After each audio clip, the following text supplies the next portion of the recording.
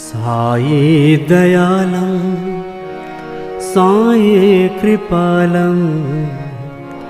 साई अनंत त्रिगुणस्वरूपं साई दयालं साई कृपालं साई अनंत त्रिगुणस्वरूपं नमो साईनाथं नमो साईनाथं नमो साईनाथं नमो साईनाथं